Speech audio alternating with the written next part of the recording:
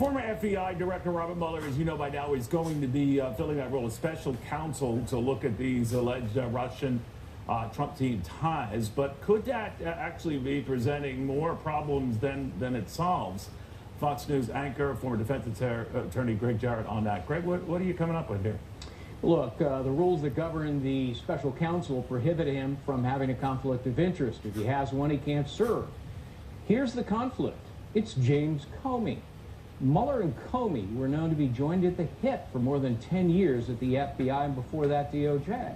They had a close personal working relationship.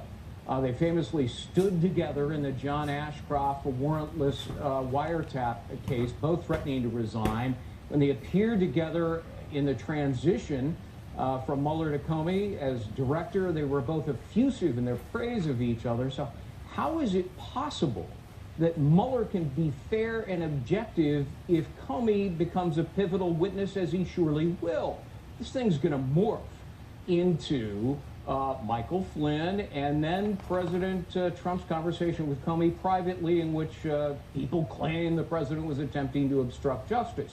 If Mueller has to decide credibility, he said, between Trump and Comey, how can he possibly be fair and impartial if Comey is his longstanding good friend?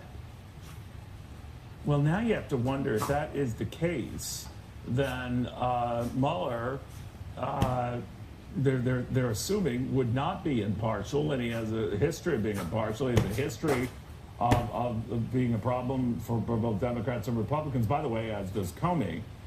What's your sense of what has to be done? Because they're raising far more hackles about the prospect of someone like a Joe Lieberman, as a career politician, taking Comey's place at the FBI than they are Mueller judging Comey and his role of what he did at the FBI.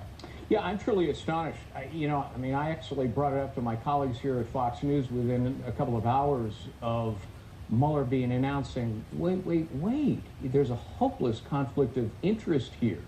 And yet I've seen little said or written about it. I just wrote a column, it'll be on foxnews.com, about how he must disqualify himself. Will he do it? I doubt it. He'll probably insist he can be fair and impartial. But even the appearance of impropriety is wrongful under the code of ethics that governs lawyers.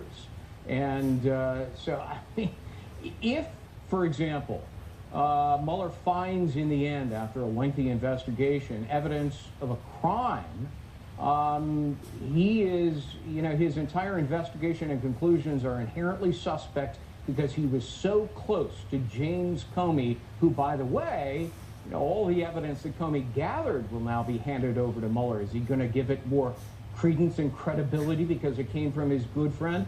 Again, how is that fair to President Trump and his associates, which are apparently being investigated? And by the way, on that issue, Greg, how much latitude does Mueller have in getting that information? If you want to get it directly from the President of the United States, from all sources, do you have free reign, or can the White House sort of string you along, or anyone cause difficulty? I mean, he has autonomous authority. He can compel witnesses. He can subpoena records. He can convene a grand jury. He can utilize a federal judge if he sees any resistance. So, yeah, absent any classified documents, he can subpoena a lot of stuff from the White House or Trump associates. We experienced back during Watergate when the president objected and resisted and said executive privilege, national security, went all the way to the Supreme Court, said, sorry, those things don't apply in this investigation, and the same would apply here. So most of the documents and testimony has to be forthcoming and given.